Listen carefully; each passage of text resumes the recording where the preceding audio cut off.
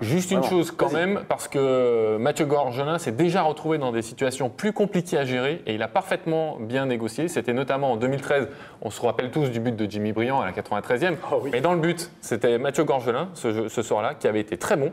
Il avait pris un but. C'était son premier match. C'était son premier match. Il avait, à Geoffroy Guichard, c'était quand même une autre pression. Hein. Votre premier match à Geoffroy Guichard sur un derby, il prend un but où il peut absolument rien faire parce qu'Amouma met une super volée dans la lucarne. Bref. De toute façon, un gardien qui prend pas de but, c'est un gardien en place. Il a joué cette année aussi. Il a joué cette année aussi contre Saint-Etienne.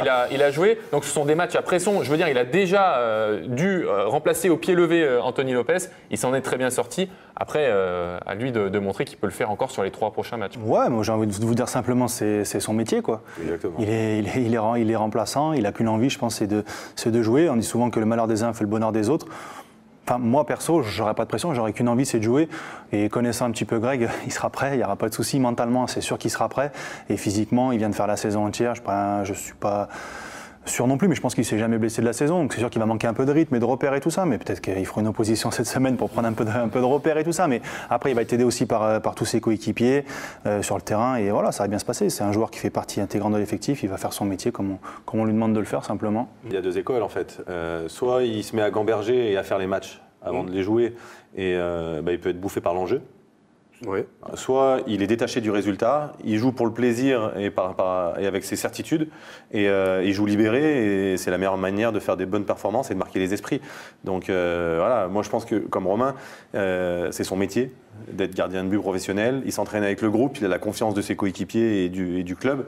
S'il est là, c'est pas par hasard. J'ai été dans cette position-là, moi aussi. À l'extérieur, les gens avaient certainement des doutes, les journalistes avaient certainement des doutes, et puis après, c'est à nous de montrer, de saisir l'opportunité une fois qu'on est sur le terrain. Donc c'est à Mathieu de saisir l'opportunité, de montrer qu'il a les capacités d'être plus qu'un numéro 1, comme Anthony Ravas a pu le dire, même si aujourd'hui, quoi qu'il arrive, il restera le numéro 2 à l'Olympique Lyonnais. Gaël. Et puis comme on l'a dit, non seulement il a déjà été confronté à cette situation, et en plus il avait quand même plutôt répondu présent. Et l'autre chose, c'est qu'il arrive dans un contexte qui est quand même très favorable. C'est-à-dire que l'OL reste sur 7 victoires consécutives, prend très peu de buts, et pas forcément parce qu'Anthony Lopez fait des miracles à tous les matchs. C'est aussi parce que là, il y a une dynamique quand même qui s'est installée.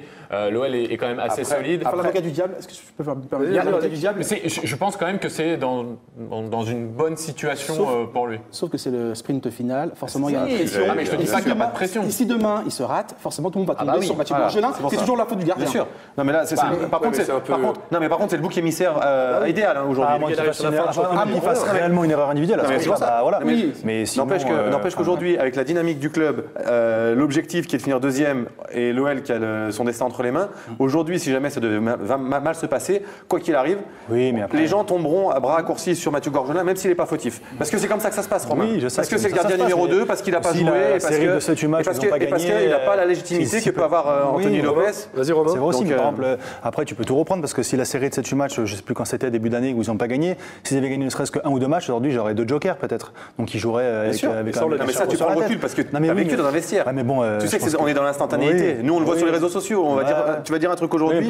Si demain, ça ne se passe pas comme tu as dit, même si 3 mois avant, tu avais dit l'inverse, on va te tomber dessus. Donc aujourd'hui, Mathieu Gorgelin, malheureusement ou heureusement pour lui, il a la possibilité de jouer. Par contre, l'enjeu du club qui est de se qualifier directement pour la Ligue des Champions et cette position de second aujourd'hui peut être préjudiciable pour lui si jamais ça se passe mal. Parce que ce sera le bout émissaire assuré. Toi, à contrario, alors on parle du négatif, mais peut-être que c'est lui qui va sauver, c'est peut-être lui qui va aussi réussir à garder un résultat. C'est pour ça que pour moi, il a tout à gagner aujourd'hui. Parce qu'il va arrêter un penalty à la 90e et ça va devenir un héros aussi. Ce ne sera pas forcément un héros non plus, mais on peut aussi le voir du côté positif. Mais aujourd'hui, il a tout à gagner. À montrer qu'il est potentiellement un numéro 1 bis pour Anthony Lopez. Même si la hiérarchie ne changera pas, s'il fait 3 très bons matchs, par contre, il peut entériner sa place de numéro 2 à l'OL.